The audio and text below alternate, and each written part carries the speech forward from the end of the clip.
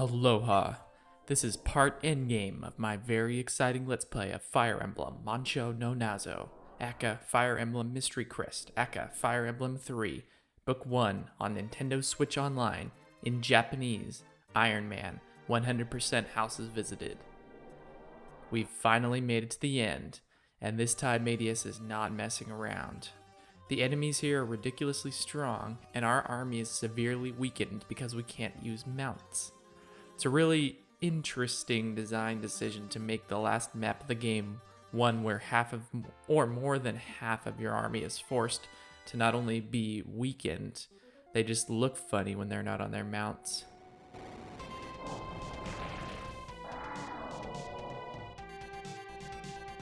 Anyway, to make matters worse, everyone is split up and there are really no safe places to be, except for the main starting point around Marth. This game doesn't let you rearrange your units before the battle, but you can actually control where they go because it's based on how you select them. Knowing this, the battle preparations took me a long time. I spent about 30 minutes trying to get everything right because my plan is to warp Marth in to fight Medius from the start. Of course, there are some enemies around him, including an untransformed Manakee, which is really funny because he's so weak. I wonder why they even did this. So I'm going to have to warp Marthin and then warp Merrick and Ogma to help him. And they're my strongest units, so the rest of the units are just going to have to try to stay alive while the epic battle is going on. Hopefully Marth will get a crit or something, because if it drags on for too long, bad things are going to happen.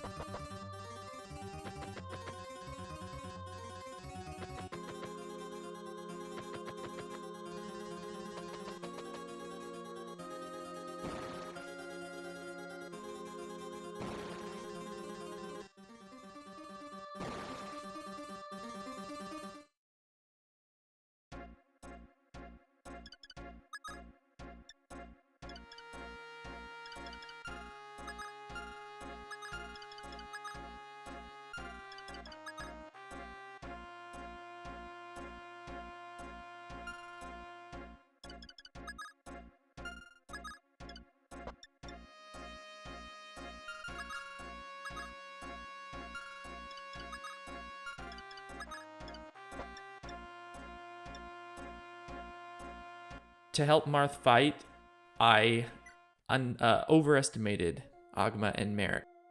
I was under the impression, I know that Medius has some ability where I wasn't quite clear about how Medius's defense worked, and so Ogma did barely any damage to him, and Merrick couldn't do any damage to him.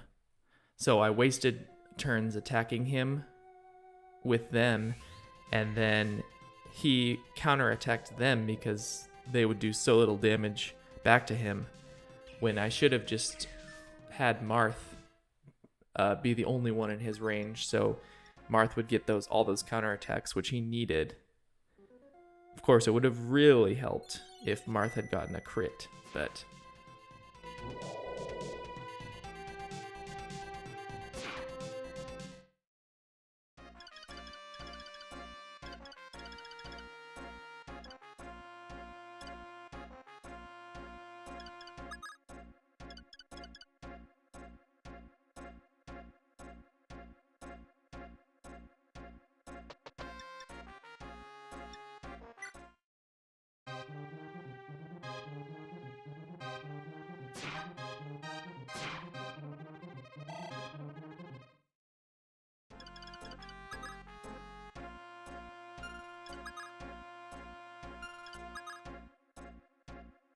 I came up with a decent strategy to buy myself more time in the lower left corner by placing Wolf in the choke point.